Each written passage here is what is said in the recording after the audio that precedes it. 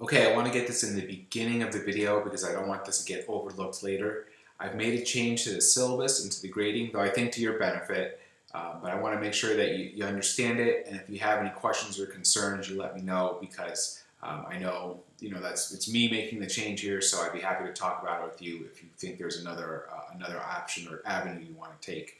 But let me explain what the change is. So, without making it sound like a huge explanation and excuse, this course used to be an 8-week course, and we crunched it to 6 weeks for this semester, for the summer semester, which you can, yeah, that's why you have so much work, so you can tell, it's a lot is crammed into 6 weeks. When I did that, though, what I used to have was a comprehensive quiz at the end, and I got rid of that comprehensive quiz because I thought it was going to be too much, and I think you would agree to have an additional quiz the last week.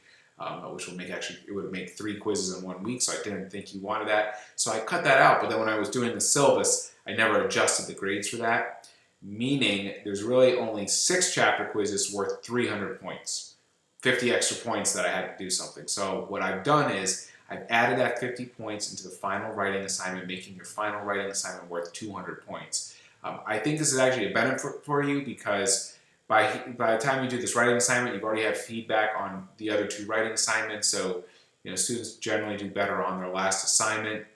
It kind of also gives you more wiggle room as opposed to the quizzes where if you get a few wrong, you're already 15 points out.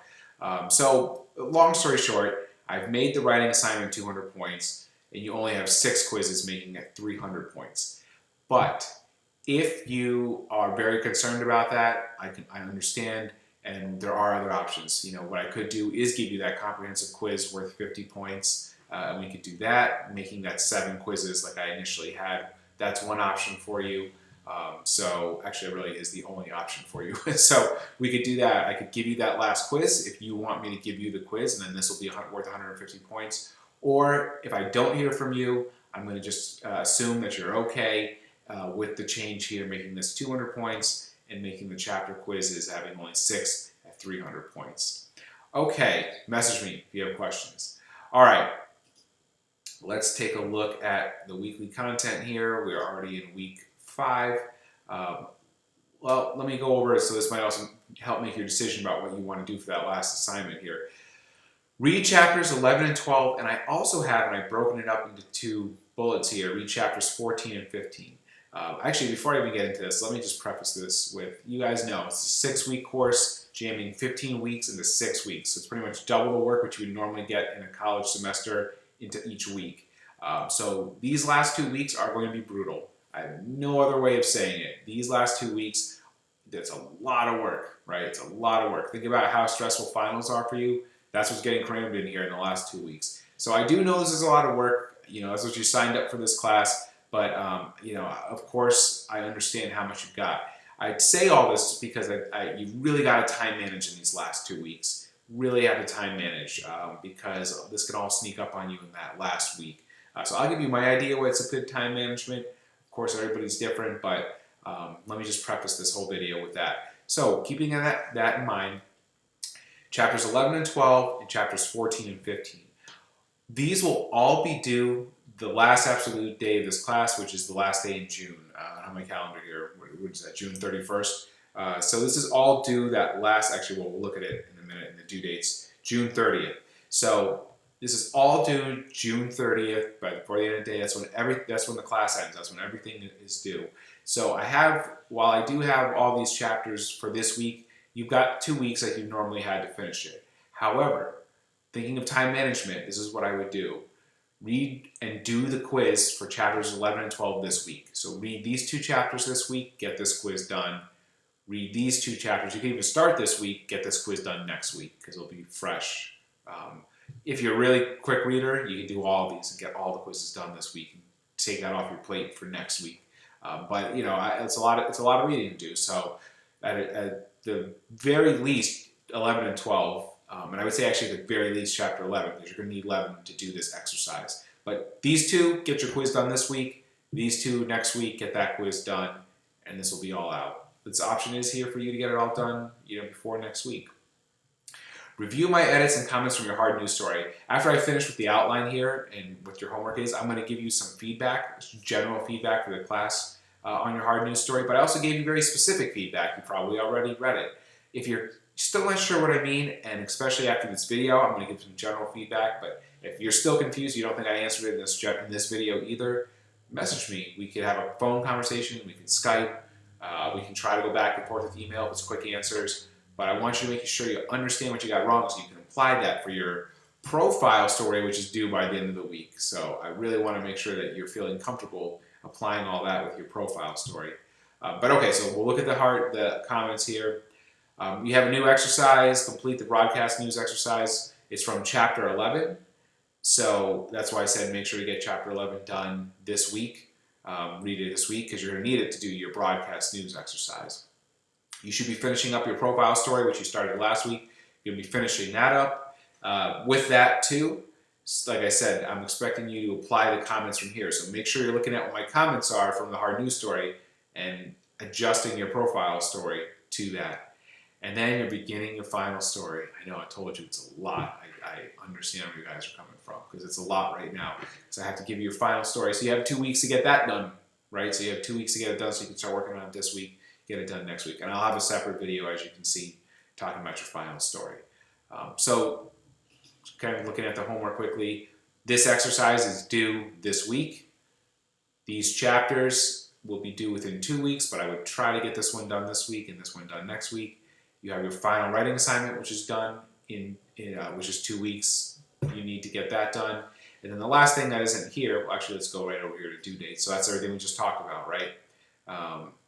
That's all this here. Chapter 10, this was from last week, that you guys know your chapters, what is this, 10 and 17 that you should be taking this week. Chapter 10 and 17, your profile story, broadcast news story, all due this week. And then in 2 weeks from now, final news story, the other chapters we just talked about. And we're going to have one more assignment here due, which is another exercise for advertising, which we'll just start next week. And that's it. So you can see it is a grind here. It's what you get for a 6-week course. It's a lot packed in. But you guys are doing a good job, so you should be proud of yourself for that. Okay, so we all have the idea, game plan of what's coming up. Let me go back here to, well, actually, I don't really necessarily, yeah, I will go here because I want to do 2 things. I want to first go over your AP assignment because I think some people struggle. I want to make sure we go through the AP exercises. Let me pull it up here. Okay, so this is the AP style exercise that you all did. So you guys did a good job. This is hard to do, but I saw, even though some of you got it right here, you didn't apply it with your hard news story. So I want to go over them all really quickly here. Make sure you're understanding AP style and that you just didn't do it for this exercise, but this is a guide for you for your stories. So let's take a look here. I'm going to move this out of my face, even though I'm very tired right now, so I look very tired in this video, but that's okay. This is what I do for this class. Okay. So fundraiser will have 200 guests. Students can attend between 9 a.m. and 3 p.m. I think all of you got this right. I don't think I saw anybody miss this with the time, so good job with that. Few of you missed this one, though. 200. Remember, if it's the number 10 or above, it has to be written out as a number. There are some exceptions. Don't worry about it for this class. But 10 and above, you're writing it out. So this really should have been, I'm sorry, you're writing it out as a number. So this really should have been 200, right? If it was 9 guests came, then you would write out N-I-N-E for 9. This was a tough battle, John Smiths. We got through it. I think you all got that right. Good job. However, on your hard news stories, I noticed a lot of you did something like this with nothing in between. If the sentence continues, John Smith said, right? That sentence continues, you have to get a comma here. If it ends, I'm glad we got through it, period, right? You put that period, and then you can start again. He also said I guess we wouldn't say. He also went to the store. I don't even know what I'm thinking of, but you get it. It's a new sentence, and that's why that period ended there. Okay, this one, some of you guys try to get cute with me, but really what I was trying to go through here, and where I saw a lot of you mess up in your hard news stories when it came to AP style, is first reference the full name, Mary Hill, was pleased with the turnout. After that, you're just using the last name. And it's not Mrs. or Ms. or Doctor. I know they earned that doctorate, but after that for AP style, it's just the last name. Again, there are some exceptions, but follow this rule for now as you're learning. Okay, a lot of people messing up with titles. With only 67 attendees, Roland Sanders, notice where president is. It's not before his name. Remember I said if it's before the name, you put in president, you put in capital P. If you're just talking about the title, it's all lowercase, right? So if I change this and I said, with only 67 attendants at the event, President Roland Sanders,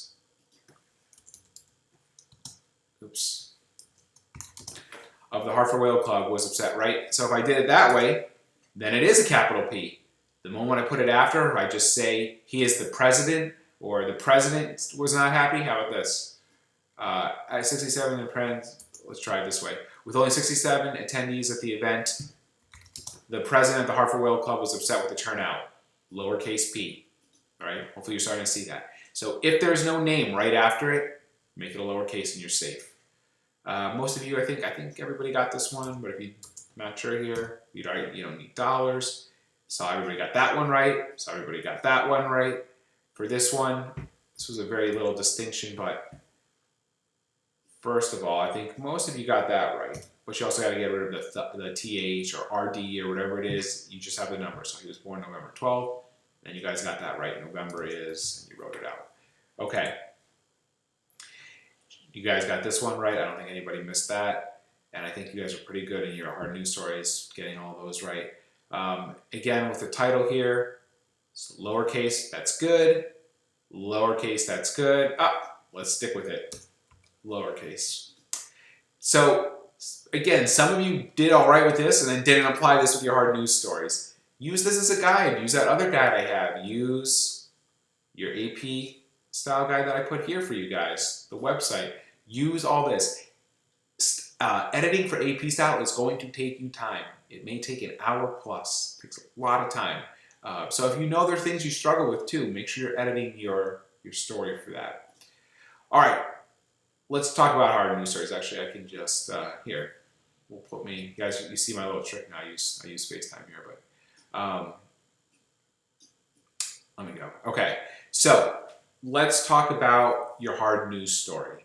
All right, so I have my little list here, some of the issues that as a whole the class had. So I'm not saying all of you had it. I'm saying I saw this kind of as a theme pop up a few times. So I'm going to go through my list right here. One was AP style, which we already talked about. A lot of AP errors, and not ones that are complex, ones that we covered in that writing assignment, ones that I have in my guide, ones that I think are more careless errors, like not putting CON in, not using the last name after first reference, right? Not putting commas or periods inside quotation marks. Those are ones that I'm definitely looking for. So I was lenient this time, right? But if your AP style now is just non-existent for the stories moving forward, it's definitely out of the A range because I had to make a bunch of edits. As an editor, I have to edit your UA for AP style. So I already drop into the B range. You don't want to do that. So AP style needs to be one of the priorities for you. Okay, here was another big one. Sometimes I saw first person slip in. I attended this event. We should all care about that. Remember, first person, no first person. That's in the instructions for hard news story, for the feature story. You don't write in first person. So anytime you're looking in there and you're seeing I or we, that's first person. It has to be third person. I know this isn't an English class, so I'm not going to go over here 20 minutes explaining first and third person if you need a refresher, because there's a ton that you can go, just look it up on YouTube, Google it, just look up again what first and third person is if you're still confused. And if it's not that you're confused by it, it was just that you didn't edit for it, that's something else to go back and edit for. So make sure you're editing for that. I'm going to give you a trick at the end of this video, so hang in there because I'm going to give you a trick for editing that changed my life and I think could change yours too when it comes to doing your work. All right, short paragraphs. Some of you had way too long paragraphs. Remember, each paragraph is only 1 to 3 sentences. Sometimes maybe you can get away with 5, but in this class, you don't need to. That's like a rule you have to know when to break it. Stick to 1 to 3, especially your lead. I'm going to say it again. Especially your lead. Your lead needs to be 1 sentence long. I'll get it right here on the camera. 1 sentence long is your lead. So go to your, when you're writing your leads, if there's more than 1 sentence, and that's, 2 sentence, 3 sentence paragraph is your lead, it's too long. Cut it to make it 1 sentence, and then include that other information into your nut graph. You might have to revisit your chapters, revisit writing a lead and writing a nut graph, and make sure you understand what those are and how to write a good lead. So at the very least, go through and look to make sure that you have short paragraphs and that lead is only 1 sentence. Lead quotes. A lot of your lead quotes were excellent. I see you guys did good interviews, but the lead quotes appeared way too low. Remember the structure we talked about. First paragraph is 1 sentence, that's your lead.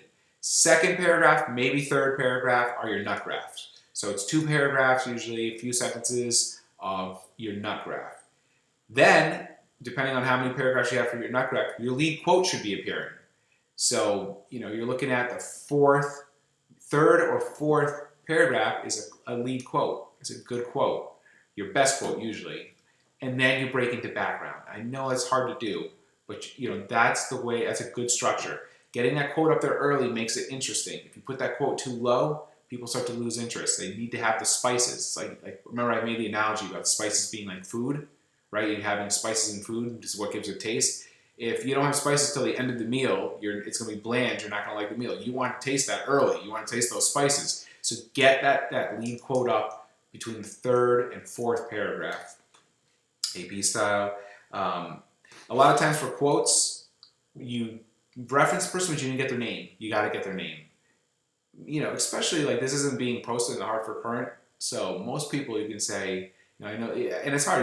You say, I know this is uncomfortable, but for my class, we're practicing best practices for journalism. Can you please type up your name and spell it? Get their name. Every once in a while, you might get somebody that doesn't want to give their name. Okay, then you can try to use your modifier, but practice getting their names. Like your book says, if you have anonymous or you don't have name sources, it makes it less credible.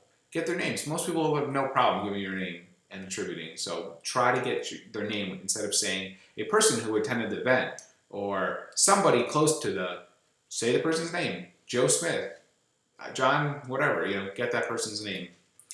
The other thing is make sure you're reading all those instructions. So I'm going to come back here.